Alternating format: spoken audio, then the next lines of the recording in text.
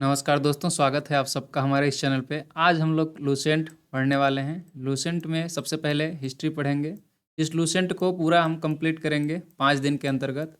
Speed में पढ़ेंगे। इस वीडियो को आप रिवीजन के दृष्टिकोण से देख सकते हैं। जो भी इंपॉर्टेंट क्वेश्चंस हैं मैं उनको डिटेल में बताऊँगा, अच्छे से मतलब याद कराने की आपको कोशिश करूँगा। बाकी टाइम वेस्ट नहीं करेंगे, चलते हैं वीडियो देखते हैं। ठीक है, देखिए भारत का इतिहास को जैसे देखिए, पूरा मैं पढ़ के सुना देता हूँ फिर आपको समझाऊंगा। ठीक है।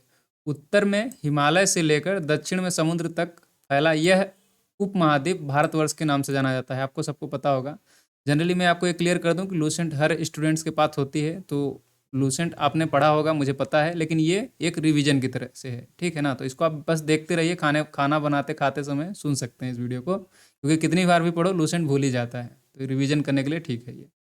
जिसे महाकाव्य तथा पुराणों में भारतवर्ष अर्थात भरत का देश तथा यहाँ के निवासियों को भारतीय अर्थात भरत की संतान कहा जाता है। यानी कि सीधा सा बात यह है कि भारत उपमहाद्वीप को भारतवर्ष यानी भरत का देश कहा जाता है। ठीक ना, ये बात है आपकी। इसमें से ध्यान रखने के लिए ये बात है कि यूनानियों ने भारत को इंडिया कहा। भारत को इंडिया किसने कहा था ये पूछ सकता है आपको, तो यूनानियों के द्वारा भारत को इंडिया कहा गया तथा मध्यकालीन मुस्लिम इतिहासकारों ने हिंद अथवा हिंदुस्तान के नाम से संबोधित किया है। यानी कि जो मुसलमान आए थे मध्यकाल में, उन्होंने हिंदुस्तान नाम दिया था भारत को ही। ठीक है। और यूनानियों ने क्या बोला था, इंडिया बोला था। इस तरह से जब भारत को अपन हम भारत का इतिहास जब हम पढ़ते हैं तो मुख्यतः 3 भागों में बांट के हम पढ़ते हैं। ठीक है, दृष्टिकोण से प्राचीन भारत यानी कि पुराने ज़माने में क्या भारत की स्थिति थी या उसमें क्या क्या चीज़ें थी उसको पढ़ेंगे। मध्यकालीन भारत यानी कि महात्मा गांधी के समय के आसपास का, नहीं सॉरी, ये जो होगा अकबर बीरबल ये जो लोग आए थे उनके समय का मध्यकालीन भारत पढ़ेंगे। और आधुनिक भारत अभी का प्रेजेंट में, मान लीजिए महात्मा गांधी और कांग्रेस की जब स्थापना हुई, ये सब चीज़ें जो है ईस्ट इंडिया कंपनी वगैरह जितनी भी है, ये आधुनिक भारत के अंतर्गत हम लोग पढ़ेंगे। तो चलिए देखते हैं प्राचीन भारत। प्राचीन भारत इतिहास के स्रोत है। तो प्राचीन भारत के मुख्यतः 4 स्रोतों से प्राप्त की जाती है जानकारी। ठीक है, धर्म ग्रंथ, ऐतिहासिक ग्रंथ, विदेशियों का विवरण और पुरातत्व संबंधी साक्ष्य। इसका मतलब क्या हुआ कि जो पुराने ज़माने में धर्म ग्रंथ लिखे गए थे और ऐतिहासिक ग्रंथ जो पुराने ज़माने के थे, विदेशियों ने जो हमारे बारे में लिखा इंडिया के बारे में, और पुरातत्व यानी कि जो भी पुरातत्व संबंधी हमारे इंडिया में के अंतर्गत साक्ष्य हैं उत्खनन के द्वारा जो प्राप्त हुए हैं, उनसे जो है पूरी डिटेल निकाल के ये जो है प्राचीन भारत में इतिहास के स्रोत हैं। ये इनके आधार पर ही प्राचीन भारत को अपन पढ़ेंगे। ठीक है, चलिए देखिए यहाँ पे देख क्लियर कर देता हूँ। भारत का सर्व प्राचीन धर्म ग्रंथ वेद है। यानी कि सबसे पुराना धर्म ग्रंथ क्या है भारत के अंतर्गत, वेद हैं। अपन वेद पता है आपको, ऋग्वेद, सामवेद, यजुर्वेद, अथर्ववेद। तो ये जो हैं ये आपके 4 वेद हैं। इन्हीं के आधार पर प्राचीन भारत को अपन जनरली प्रमाण के हिसाब से लेते हैं और उन्हीं के हिसाब से पढ़ते हैं। तो वेदों के संकलनकर्ता महर्षि कृष्ण द्वापायन यानी कि वेद व्यास को माना जाता है। तो ध्यान रखने वाली बात यहाँ पे ये हो जाती है कि वेदों के संकलनकर्ता किसे कहा जाता है, कृष्ण द्वापायन वेद व्यास को माना जाता है। तो इसमें आपको ध्यान बस ये रखना है कि वेद व्यास जो हैं, वेद व्यास को क्या माना जाता है, वेदों का संकलनकर्ता। ठीक है, समझ पा रहे हैं। ठीक है, ये 4 वेद मैंने आपको बता दिए। अब चलिए ऋग्वेद के बारे में हम लोग पढ़ते हैं। ऋग्वेद के क्रमबद्ध ज्ञान के संग्रह को ऋग्वेद कहा जाता है। ऋचाओं के क्रमबद्ध ज्ञान के संग्रह को ऋग्वेद कहा जाता है। ठीक है, ऋचाओं के क्रमबद्ध ज्ञान के संग्रह को ऋग्वेद कहा जाता है। इसमें टोटल 10 मंडल, 1028 सूक्त हैं और 10,462 ऋचाएँ हैं। तो ध्यान रखने वाली बात यह है कि ऋग्वेद के अंतर्गत कितने मंडल हैं, 10 मंडल हैं। ये टोटल पूछा जाता है कि टोटल कितने मंडल हैं, कौन कौन से मंडल में क्या क्या चीज़ें हैं, ये भी क्वेश्चन पूछे जाते हैं। और सूक्त कितने हैं, तो 1028 सूक्त हैं टोटल। ठीक है, इसको ध्यान रखिए। इस वेद के ऋचाओं को पढ़ने वाले ऋषि को होत्र कहते हैं। ध्यान रखिए कि किस वेद को पढ़ने वाले व्यक्तियों को मतलब क्या कहा जाता है, ऋषि को, ये भी क्वेश्चन पूछा जाता है। तो ऋचाओं के, ऋग्वेद को पढ़ने वाले, ऋग्वेद के अंतर्गत जो ऋचाएँ लिखी गई हैं उनके पढ़ने वाले को, ऋषि को होत्र कहते हैं। ये बात ध्यान रखिए। ठीक है, ठीक है। और विश्वामित्र द्वारा रचित ऋग्वेद के 3रे मंडल में सूर्य देवता सावित्री को समर्पित प्रसिद्ध गायत्री मंत्र है। तो क्वेश्चन ये पूछा जाता है कि सावित्री मंत्र ये जो है सूर्य देवता को सावित्री को समर्पित गायत्री मंत्र जो है, ये गायत्री मंत्र कौन से मंडल में है, ऋग्वेद के कौन से मंडल में गायत्री मंत्र है, तो ये आपका तीसरे मंडल में है गायत्री मंत्र, ठीक है। इस तरह से आपको याद रखना है कि तीसरे मंडल, ऋग्वेद के तीसरे मंडल में क्या है, गायत्री मंत्र है, और इसके 9वें मंडल में क्या है, देवता सोम का उल्लेख है। यानी कि तीसरे मंडल में गायत्री मंत्र है और 9वें मंडल में देवता सोम का उल्लेख है। मैं ऐसे ही बार बार बोल के आपको याद कराने की कोशिश करूंगा, और बार बार सुनेंगे तो याद हो जाएगा, ठीक है। 1000 बार पढ़ चुके होंगे बट याद नहीं होता है, ये मैं कंफर्म कर दे रहा हूँ, इसलिए तो इसको ध्यान से सुनते जाइए और देखते जाइए, आगे बढ़ते जाइए। 8वें मंडल में क्या है, 8वें मंडल में हस्तलिखित ऋचाओं को खिल कहा जाता है। देखिए यहाँ से याद रखने के लिए 3-4 चीज़ें हो गई। तीसरे मंडल में सूर्य देवता सावित्री को समर्पित प्रसिद्ध गायत्री मंत्र है। इसके 9वें मंडल में देवता सोम का उल्लेख है, और 8वें मंडल की हस्तलिखित ऋचाओं को खिल कहा जाता है, और इसको ऋग्वेद के ऋचाओं को पढ़ने के वाले ऋषि को क्या बोलते हैं, होत्र बोलते हैं। तो ये आपकी 4-5 इंपॉर्टेंट चीज़ें हो गई। ये ध्यान रखिए कि यहाँ से क्वेश्चन पूछे ही जाते हैं, तो ये जो मैंने 4-5 पॉइंट बोला है इनको रट ही लेना है आपको इस वेद, ठीक है। अब आगे देखते हैं। चतुष्वर्ण समाज की कल्पना का आदि स्रोत ऋग्वेद के 10वें मंडल में वर्णित पुरुष सूक्त है। यानी देखिए जो चतुष्वर्ण समाज है, जैसे ब्राह्मण, क्षत्रिय, वैश्य और शूद्र, ये जो 4 वर्ण होते हैं, इनकी जो परिकल्पना थी, कहाँ से मतलब हम लोगों को कैसे पता चला कि ब्राह्मण होता है, क्षत्रिय होता है, वैश्य होता है, इनकी जो प्राचीन जानकारी मिलती है वो 10वें मंडल से मिलती है।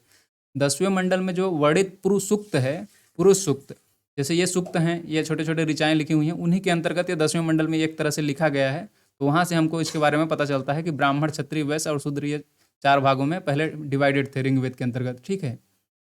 उसमें यह बोला गया है कि पुरुष जो हैं ब्रह्मा के, आदि पुरुष ब्रह्मा के क्रमशः मुख, भुजाओं, जंघाओं और चरणों से उत्पन्न हुए हैं। यानी कि जो मुख से ये ब्राह्मण का उत्पन्न हुआ है, ब्रह्मा के, और भुजाओं से जो है ये क्षत्रियों का उत्पन्न हुआ है, और चरणों से वैश्य, चरणों से शूद्र हुए हैं। मुख से ब्राह्मण, भुजाओं से क्षत्रिय, और वैश्य जो है जंघाओं से। तो ये आपको ध्यान रखना है। कई बार ये क्वेश्चन पूछ लिया जाता है। काफ़ी ज़्यादा इंपॉर्टेंट नहीं है, ज़्यादा इंपॉर्टेंट जो मैंने आपको ऊपर बताई थी वो चीज़ें हैं, लेकिन ये भी आपको थोड़ा बहुत पता होना चाहिए, ठीक है। चलिए आगे देखते हैं। ये आपको पता होगा ईसा और ईस्वी क्या होता है, इसको मैं नहीं बताऊंगा। चलिए आगे देखते हैं। वामनावतार के 3 पगों के आख्यान का प्राचीनतम स्रोत ऋग्वेद है। ये भी इंपॉर्टेंट क्वेश्चन है कि वामनावतार के 3 पगों के आख्यान का प्राचीनतम स्रोत क्या है, कौन सा वेद में वामनावतार के साथ संबंधित जानकारी मिलती है, तो आपको ऋग्वेद के अंतर्गत मिलती है, ठीक है।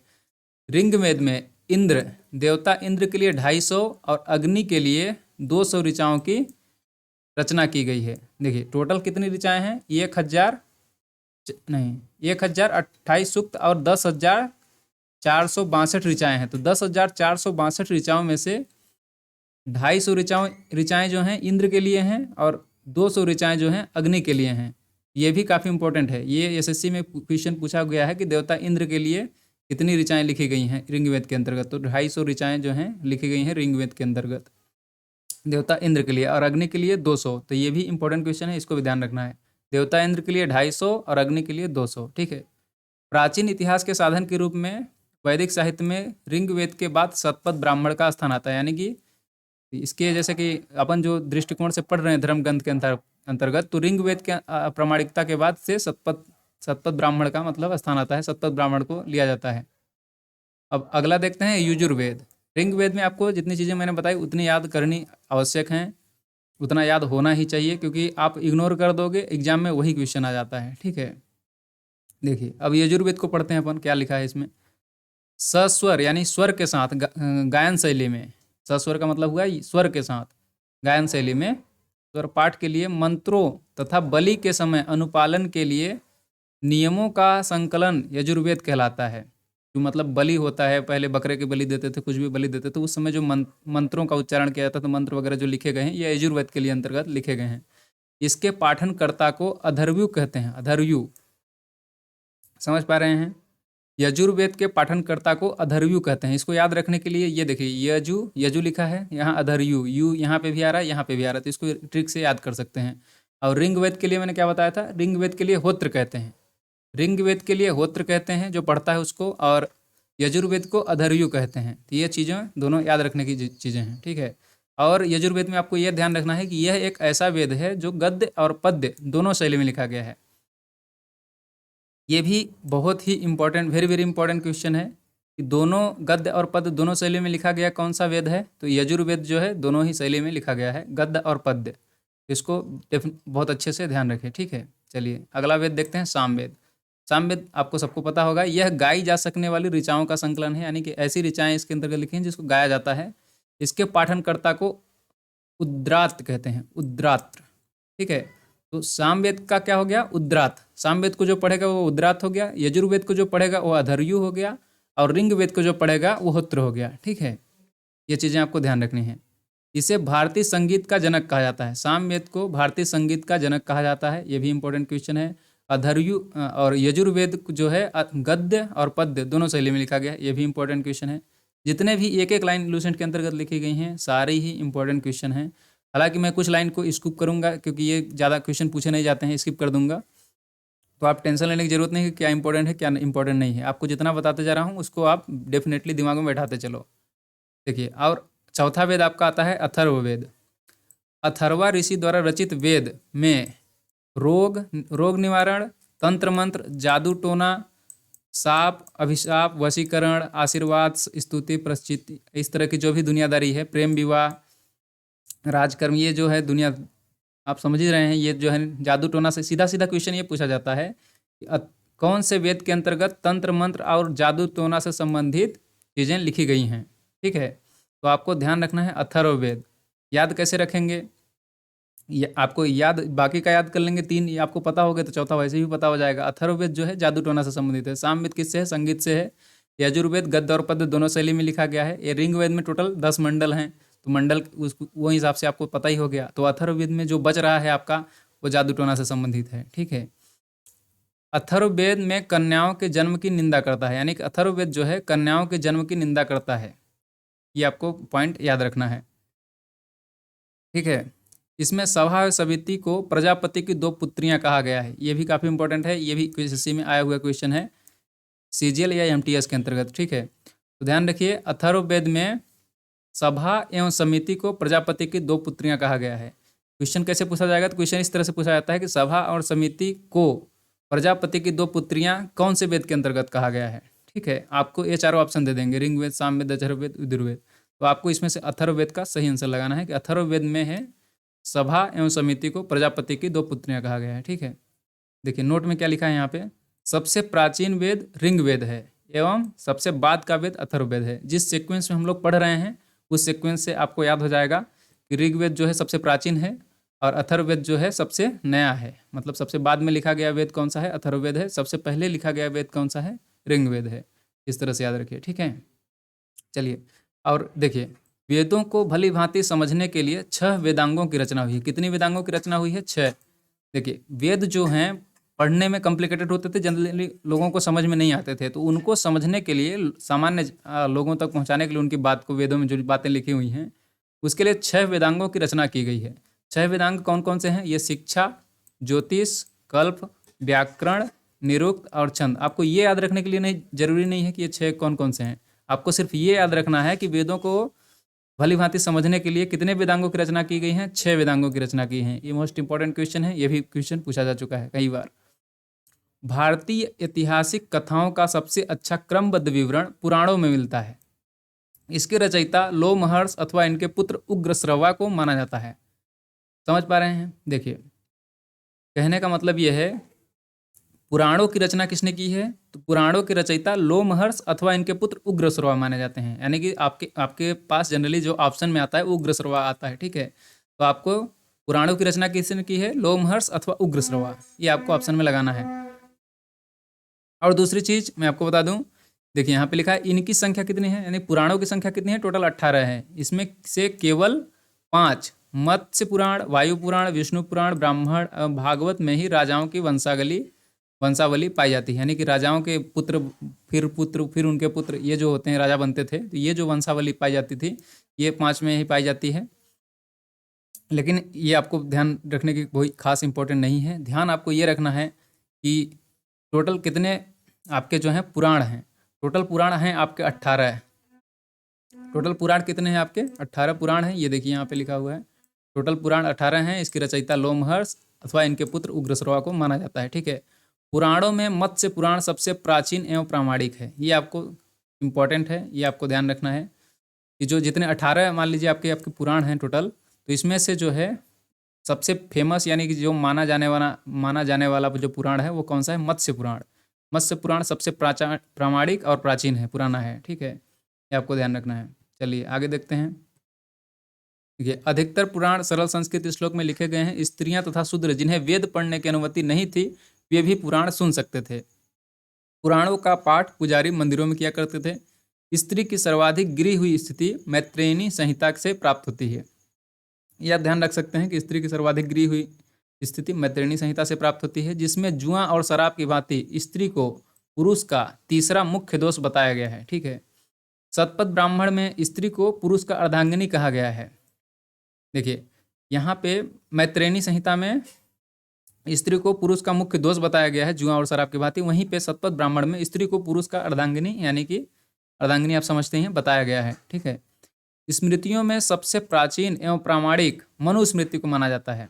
ध्यान रखिए, पुराणों में सबसे प्रामाणिक पुराण कौन सा माना जाता है? मत्स्य पुराण। और स्मृतियों में सबसे प्राचीन एवं प्रामाणिक मनुस्मृति को माना जाता है। यह शुंग काल का मानक ग्रंथ है। ध्यान रखिए कि जो मनुस्मृति है ये शुंग काल का मानक ग्रंथ है।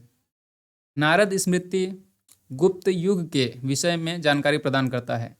जातक में बुद्ध के पुनर्जन्म की कहानी वर्णित है। ये आपका इंपॉर्टेंट क्वेश्चन हो जाता है कि बुद्ध के पुनर्जन्म की कहानी किस में वर्णित है? तो जातक में वर्णित है। जातक ये मान लीजिए कि एक उनकी पुस्तक है, ये कोई पुस्तक है जिसमें ये लिखा गया है पुनर्जन्म की कहानी, किसकी? बुद्ध की। तो हीनयान का प्रमुख ग्रंथ कथा वस्तु है, जिसमें महात्मा बुद्ध का जीवन चरित्र अनेक कथानकों के साथ वर्णित है। हीनयान क्या है? हीनयान एक लेखक हैं, इनका प्रमुख ग्रंथ है कथा वस्तु, ये ग्रंथ है। इसके अंतर्गत महात्मा बुद्ध का जीवन चरित्र लिखा गया है। उनका जो है जीवन चरित्र मतलब जैसा भी उनका जीवन काल का जो भी क्रियाकलाप थे उनको अलग अलग कथानकों के माध्यम से वर्णित किया गया है। कथानक मतलब बातचीत की शैली में कि यहाँ से जो भी बातचीत करते हैं अपन, उन कथानकों के माध्यम से वर्णित किया गया है। किसमें? कथा वस्तु में। ध्यान आपको इसमें से रखने वाली चीज़ें ये हो गई कि जातक में बुद्ध की पुनर्जन्म की कहानी वर्णित है, ठीक, एक याद होगी आपके। और यहाँ पे आप याद रख सकते हैं शुंग काल का मानक ग्रंथ है मनुस्मृति। पुराणों में मत्स्य पुराण सबसे प्राचीन प्रामाणिक है। आपके पुराणों की संख्या टोटल 18 है। इसके रचयिता लोमहर्ष अथवा उग्रश्रवा माने जाते हैं, ठीक। रिवीजन करवा रहा हूँ आपको। अथर्ववेद में जादू टोना से संबंधित चीज़ें लिखी गई हैं। सामवेद को भारतीय संगीत का जनक कहा जाता है और इसमें पढ़ने वाले को उद्गात कहते हैं, उद्गात। और यजुर्वेद जो है गद्य और पद्य दोनों शैली में लिखा गया है। इसके पढ़ने वाले को जो यजुर्वेद पढ़ते हैं उनको अधर्व्यु कहते हैं। इंद्र के लिए ऋग्वेद के अंतर्गत इंद्र के लिए 250 और अग्नि के लिए 200 ऋचाओं का उल्लेख है। वामनावतार के 3 पगों का आख्यान प्राचीनतम स्वरूप ऋग्वेद है। ये आपको ज़्यादा याद रखने की जरूरत नहीं है। यहाँ देखिए मोस्ट इंपॉर्टेंट चीज़ें यहाँ हैं। तीसरे मंडल में सूर्य देवता सावित्री को समर्पित गायत्री मंत्र है। गायत्री मंत्र यानी कि तीसरे मंडल में है। 9वें मंडल में देवता सोम का उल्लेख है। और 8वें मंडल की हस्तलिखित ऋचाओं को खील कहा जाता है। चतुष्वर्ण समाज की कल्पना का आदि स्रोत ऋग्वेद के 10वें मंडल में वर्णित पुरुषुक्त है, यानी कि 10वें मंडल में चतुष्वर्ण समाज की कल्पना की गई है। और ये आपका 10वें मंडल में ऋग्वेद के अंतर्गत चतुष्वर्ण समाज की कल्पना है, ठीक है। ये आपको चीज़ें जितनी मैंने यहाँ पे अभी रिवाइज करवाया आपको, एक मोस्ट इंपॉर्टेंट है, इतना आपको पता होना ही चाहिए।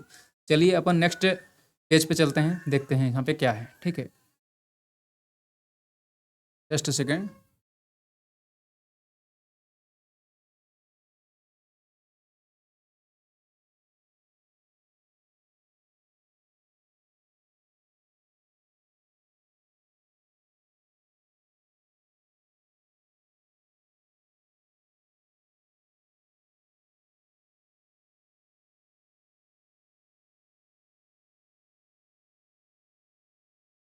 तो ये हम लोग दूसरे पेज पे आ चुके हैं। देखिए वीडियो अगर आपको समझ में आ रहा है तो चैनल को सब्सक्राइब कर लीजिए और अगर अपने दोस्तों को भी भेजिए, अगर उन्होंने पहले लूसेंट नहीं पढ़ा हुआ है या फिर पढ़ चुके हैं बस रिवीजन के लिए देखना चाहते हैं तो काफ़ी लोगों को इससे हेल्प मिलेगी, ठीक है।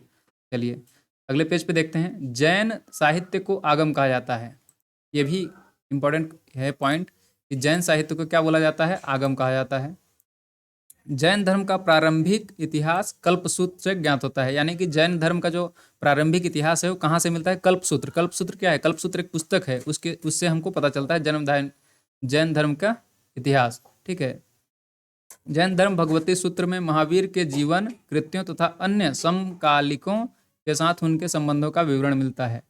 अर्थशास्त्र के लेखक चाणक्य, जिनका नाम कौटिल्य एवं विष्णुगुप्त ये भी है। ठीक है। यह 15 अधिकरणों एवं 180 प्राधिकरणों में विभाजित है।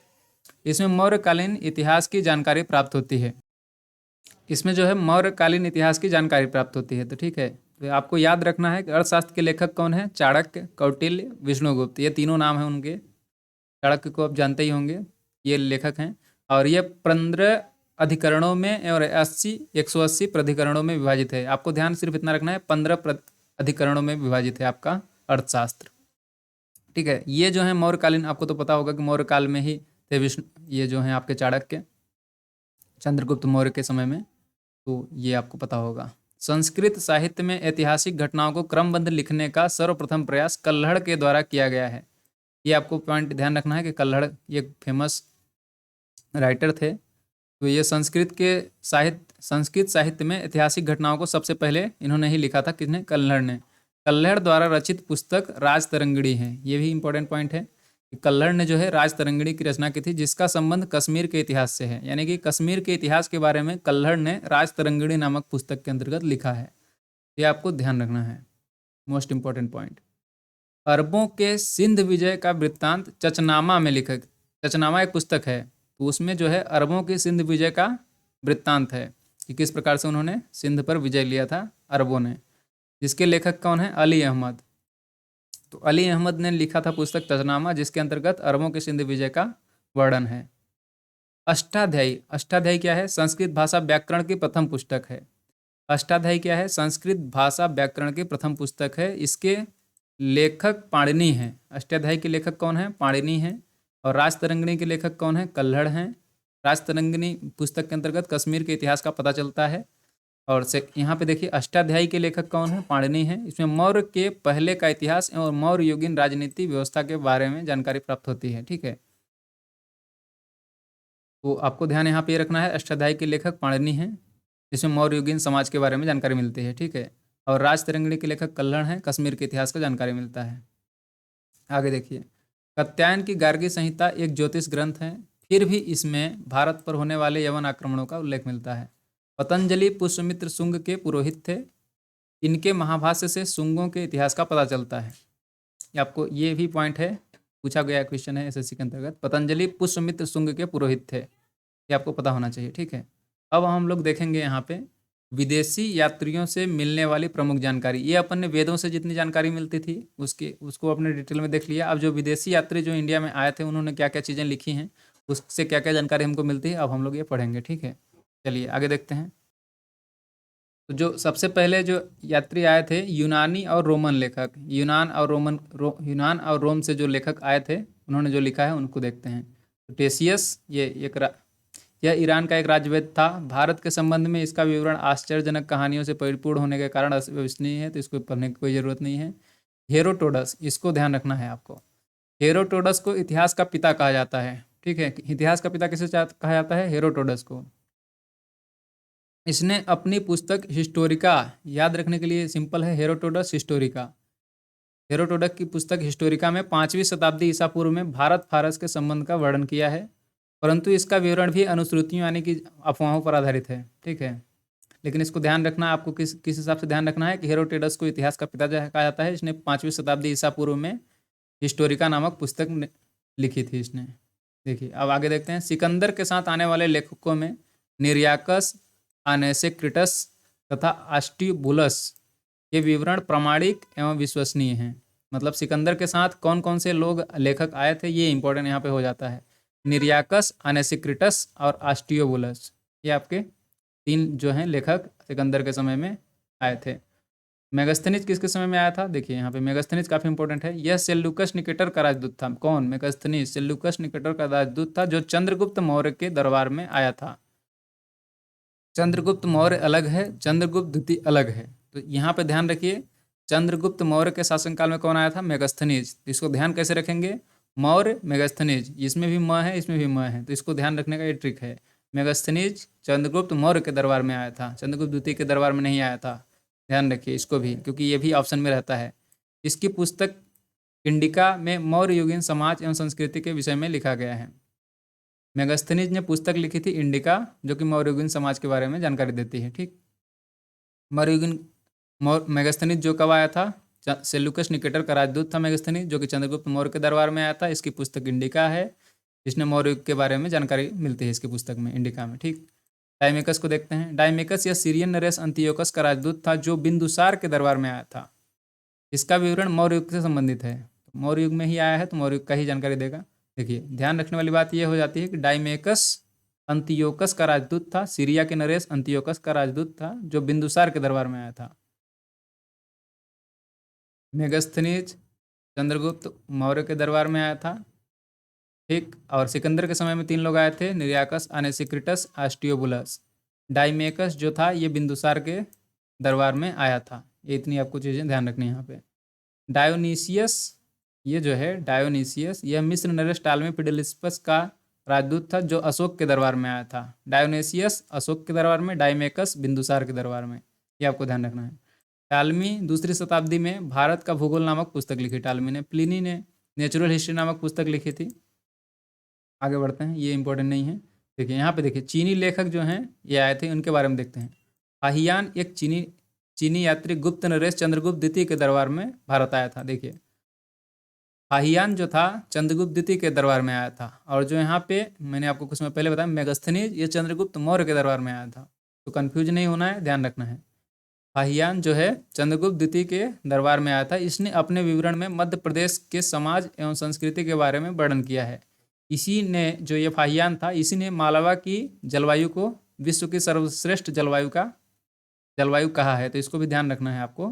फाहियान जो था ये चंद्रगुप्त द्वितीय के दरबार में आया था, जो कि मध्य प्रदेश के शासक थे, मालवा क्षेत्र के।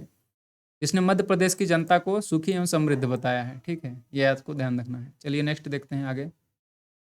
संयुगन, ये संयुगन जो है 518 में भारत आया था, 518 ईस्वी में। इसने 3 वर्ष में 3 ईयर्स की यात्रा में बौद्ध धर्म की प्राप्तियां एकत्रित की। यानी कि संयुगन जो था बौद्ध धर्म से संबंधित शिक्षा लेने के लिए भारत में आया था 518 ईस्वी में।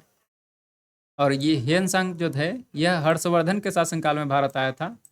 हेनसांग ने 629 ईस्वी में चीन से भारतवर्ष के लिए प्रस्थान किया, और लगभग 1 वर्ष की यात्रा के बाद सर्वप्रथम यह भारतीय राज्य कपीसा पहुंचा। भारत में 15 वर्षों तक ठहरा। भारत में 15 वर्षों तक ठहर कर 645 ईस्वी में चीन लौट गया। ठीक है, वह बिहार के नालंदा जिला में स्थित नालंदा विश्वविद्यालय में अध्ययन करने तथा भारत से बौद्ध ग्रंथों को एकत्र करके ले जाने के लिए आया था। इसका भ्रमण वृत्तांत CU की नाम से प्रसिद्ध है। ठीक, जिसमें 138 देशों का विवरण मिलता है। इसने हर्षकालीन समाज, धर्म तथा राजनीति के बारे में वर्णन मिलता है। इसके अनुसार सिंध का राजा शूद्र था। शूद्र मतलब समझते हैं आप, निम्न कुल का। तो यहाँ पे ध्यान रखने वाली बात आपको लिए ये इंपॉर्टेंट ये हो जाती है कि जो हेनसांग था, हेनसांग हर्षवर्धन के शासनकाल में आया था। हेनसांग भारत में टोटल 15 वर्षों तक रहा। यह नालंदा विश्वविद्यालय में शिक्षा लेने के लिए आया था, बौद्ध ग्रंथों को एकत्रित करने के लिए। ये जो यहाँ पे भारत में घुमा फिरा, जो भी उसने लिखा है, उसकी पुस्तक का नाम है CU की। ठीक, और सबसे इम्पोर्टेंट पॉइंट ये हो जाती है कि हेनसांग के अध्ययन के समय नालंदा विश्वविद्यालय के जो कुलपति थे, उनका नाम था आचार्य शीलभद्र। तो आचार्य शीलभद्र नालंदा विश्वविद्यालय के, हेनसांग जब भारत आया था उस समय पे क्या थे? कुलपति थे, मतलब चांसलर थे, वाइस चांसलर। देखिए, और इत्सिंग कौन है? ये आपको छोड़ दो, इसका इंपॉर्टेंट नहीं है। अलबरूनी देखो, अरबी लेखक जो आए थे, ये अलबरूनी। यह महमूद गजनवी के साथ भारत आया था। कौन? अलबरूनी महमूद गजनवी के साथ भारत आया था। अरबी में लिखी हुई इसकी कृति किताब उल हिंद। क्वेश्चन पूछा जाता है कि किताब उल हिंद या तहकीक ए हिंद, यानी कि भारत की खोज पुस्तक किसने लिखी है? ठीक है, भारत की खोज या तहकीक ए हिंद या फिर किताब उल हिंद, यह पुस्तक के लेखक कौन हैं? तो यह लेखक हैं अलबरूनी। यह अलबरूनी जो है अरबी लेखक है, इसने लिखी थी। इसका महत्वपूर्ण सूरत है, ये आपकी ज़्यादा ध्यान रखने की जरूरत नहीं है। यहाँ पे मेन पॉइंट आपको सिर्फ इतना ध्यान रखना है अलबरूनी जो है अरबी लेखक था जो महमूद गजनवी के साथ भारत आया था। इसने किताब उल हिंद, तहकीक हिंद या भारत की खोज नामक पुस्तक लिखी। ठीक है, आगे देखते हैं। इब्न बतूता, ये आपका इम्पोर्टेंट है। जो इब्न बतूता है इसके द्वारा अरबी भाषा में लिखा गया उसका यात्रा वृत्तांत क्या कहा जाता है? रिहला कहा जाता है। इब्न बतूता ने रिहला लिखा। अलबरूनी ने क्या लिखा? भारत की खोज यानी किताब उल हिंद अलबरूनी ने लिखी है और इब्न बतूता ने रिहला लिखा है। यह 14वीं शताब्दी में भारतीय उपमहाद्वीप के समय घूमने फिरने आया था। यहाँ पे जो भी है ध्यान, यहाँ पे मोस्ट इम्पोर्टेंट ये है, मोहम्मद बिन तुगलक ने इसे दिल्ली का न्यायाधीश नियुक्त किया था इसकी विद्वता से प्रभावित होकर। ठीक है, देखिए अलबरूनी जो था ये किताब उल हिंद लिखा, तहकीक हिंद। महमूद गजनवी के साथ भारत आया था अलबरूनी। इब्न बतूता जो था इसने रिहला नामक पुस्तक लिखी जिस और इसकी विद्वता से प्रभावित होकर के सुल्तान मोहम्मद बिन तुगलक, क्योंकि ये इब्न बतूता जो था सुल्तान मोहम्मद बिन तुगलक के ही शासनकाल में आया था, तो इब्न बतूता को ही सुल्तान सुल्तान मोहम्मद बिन तुगलक ने दिल्ली का न्यायाधीश यानी कि काजी नियुक्त किया था। तो ये भी एसएससी के अंदर आया हुआ क्वेश्चन है, तो इसको भी ध्यान रखिए। इब्न बतूता को दिल्ली का न्यायाधीश मोहम्मद बिन तुगलक ने नियुक्त किया था और इब्न बतूता की पुस्तक है रिहला और अलबरूनी की पुस्तक है किताब उल हिंद। और अलबरूनी जो है महमूद गजनवी के शासनकाल में भारत आया था। ठीक है, उसके साथ में भारत आया था।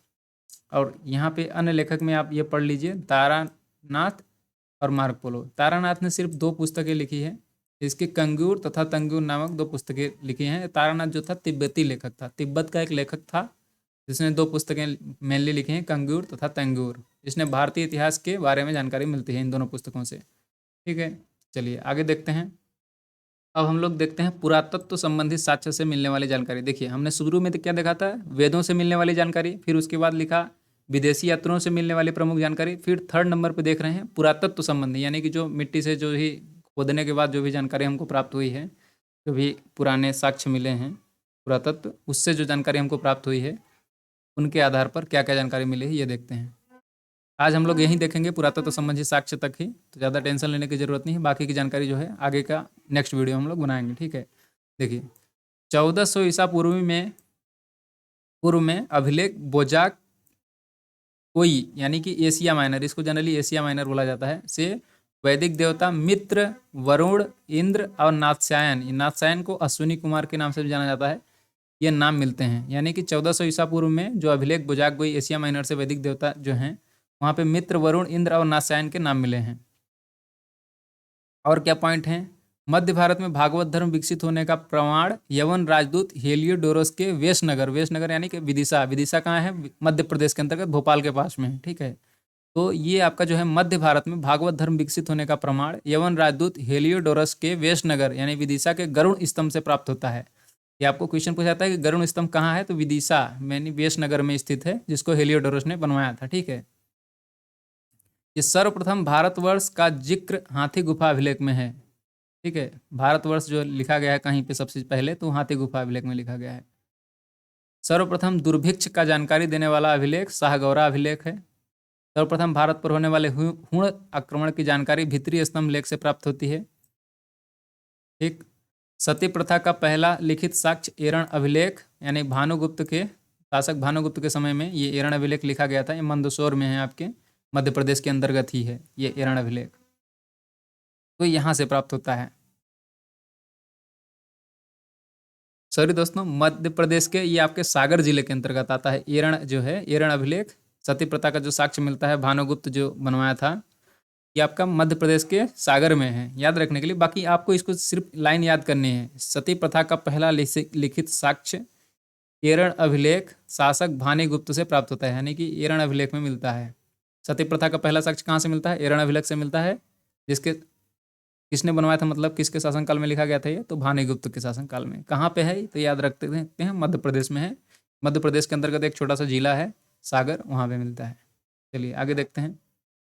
रेशम बुनकर की श्रेणियों की जानकारी मंदसौर अभिलेख से प्राप्त होती है। ये आपको मंदसौर में हो गया। ये आपका मंदसौर कहाँ है? मध्य प्रदेश के अंतर्गत ही है मंदसौर। यहाँ पे ध्यान देखिए, सती प्रथा का पहला लिखित साक्ष्य एरण अभिलेख सागर से मध्य प्रदेश में ही मिलता है, भानुगुप्त के समय में है। और जो रेशम बुनकर की श्रेणियों की जानकारी होती है मंदसौर अभिलेख से प्राप्त होती है। मंदसौर मध्य प्रदेश के अंतर्गत एक जिला है। कश्मीरी नवपाषाणिक पुरास्थल बुर्ज होम के गर्तावास यानी गड्ढा का साक्ष्य मिलता है। इसमें उतरने के लिए सीढ़ियाँ होती थी। प्राचीनतम सिक्कों को आहत सिक्के कहा जाता है। इसी को साहित्य में कासार्पण कहा गया है। प्राचीनतम सिक्कों को क्या कहा जाता है? आहत सिक्के। इसी को साहित्य में यानी कि लिखा गया है वहाँ पे क्या कहें, लिखी वाली भाषा में कासार्पण कहा गया है, बोलचाल की भाषा में आहत सिक्के कहते थे। सर्वप्रथम सिक्कों पर लेख लिखने का कार्य यवन शासकों ने किया। यानी कि जो सिक्के बनते थे पहले उसमें बस वैसे ही रहता था, बस गोल गोल, बाकी उस पर कुछ लिखा नहीं जाता था। सबसे पहले लिखने का कार्य किसने करवाया था? यवन शासकों ने करवाया था। सर्वप्रथम सिक्कों पर लेख लिखने का कार्य यवन शासकों ने किया, ये आपको ध्यान रखना है। समुद्रगुप्त की वीणा बजाती हुई मुद्रा वाले सिक्कों से उसके संगीत प्रेमी होने का प्रमाण मिलता है। यानी कि जो एक समुद्रगुप्त ने जो छपवाया था, क्या बोलते हैं आपके, सिक्के जो उन्होंने सिक्के जो उन्होंने जारी किए थे समुद्रगुप्त ने, तो उसने अपनी ही मुद्रा, अपनी जो है उस पर एक चित्र बनवाया था जिसमें वो बीड़ा बजाते हुए दिखाया गया था समुद्रगुप्त को। तो इससे क्या प्रमाणित होता है कि समुद्रगुप्त जो था ये संगीत प्रेमी था। तो आपको ये पॉइंट काफ़ी इंपॉर्टेंट है, इसको ध्यान रखना ही रखना है आपको।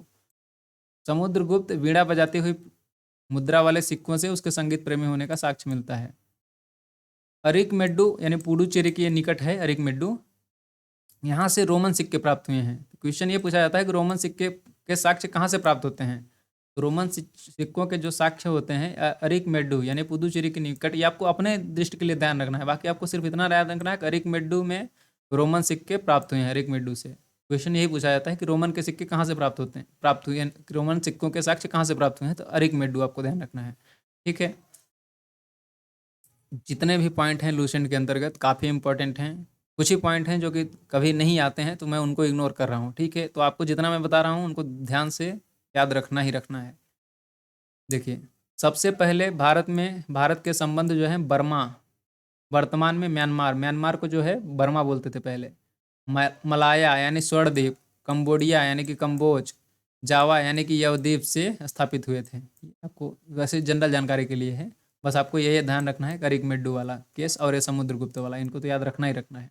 ठीक है, देखिए महत्वपूर्ण अभिलेख। अब जो अभी हम लोग पुरातत्व संबंधी साक्ष्य पढ़ रहे हैं, तो जो अभिलेख थे पुराने उनको हम लोग एक नज़र देख लेते हैं कि कौन सा अभिलेख कहाँ से प्राप्त हुआ है, यानी कि कौन से शासक से संबंधित है।